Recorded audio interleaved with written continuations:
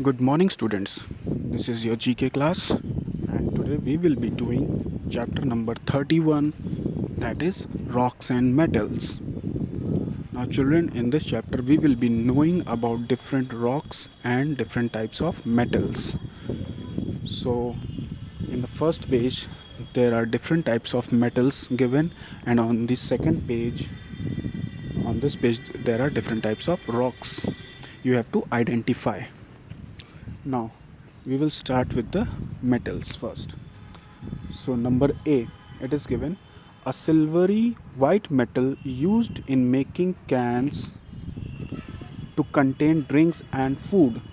Now, silvery white metal, you have seen different types of cans, like you drink cold drinks in cans, and different types of cans when you use some vegetable oils in the home, they also come in cans. So what metal is used in making those cans?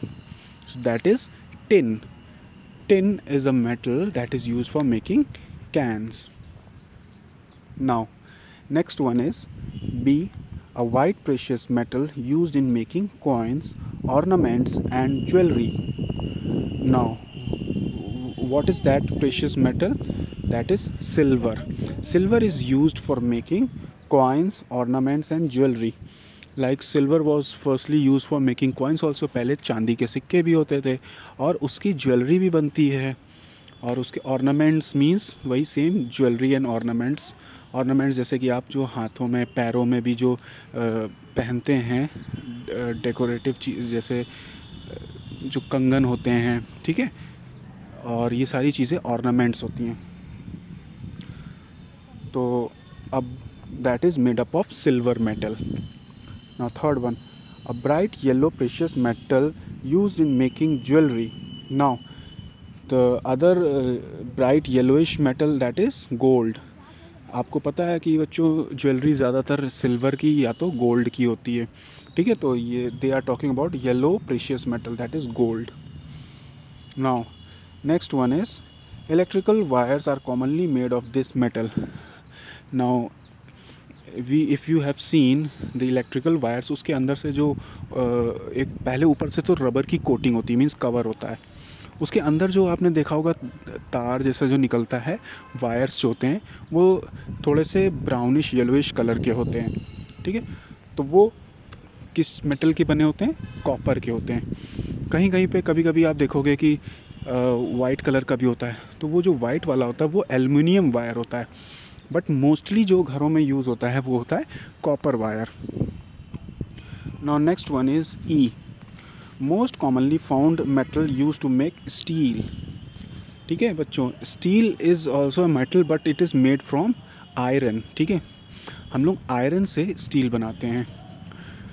So iron you have seen everywhere.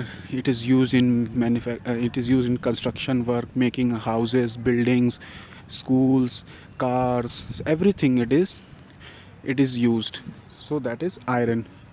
And iron के आप बर्तन भी देखोगे, utensils भी आप iron के मिल सकते हैं आपको.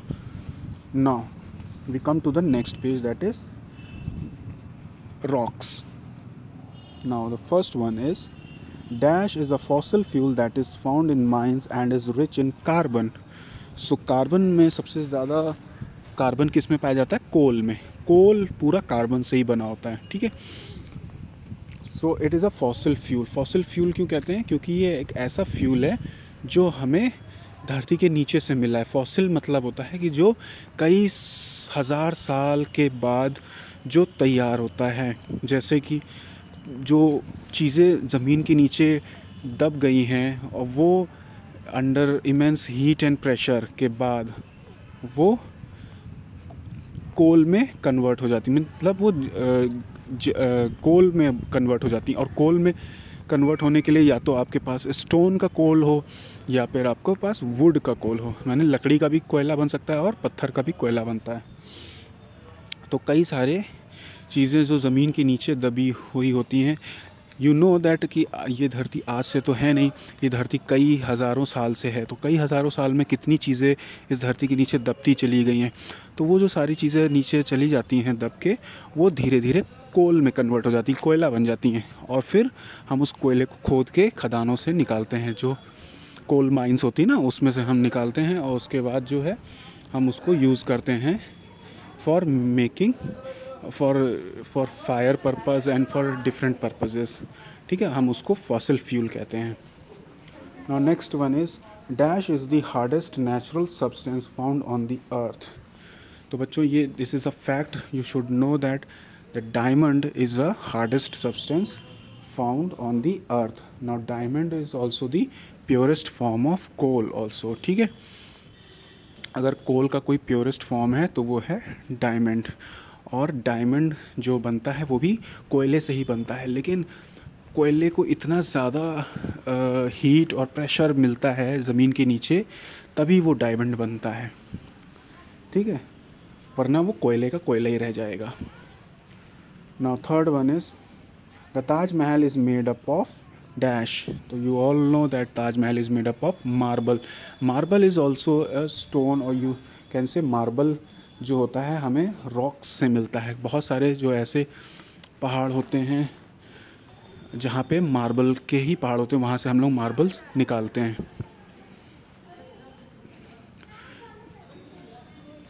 Now next one is dash is the मॉल्टन rock that comes out from volcanoes. Lava, that is lava. Lava is a मॉल्टन rock that comes from volcanoes. Volcano जब इरप्ट होता है तो वॉल्केनो के इरप्शन से क्या निकलते हैं, लावा निकलते हैं। ठीक है, इज़ अ मॉल्टन रॉक।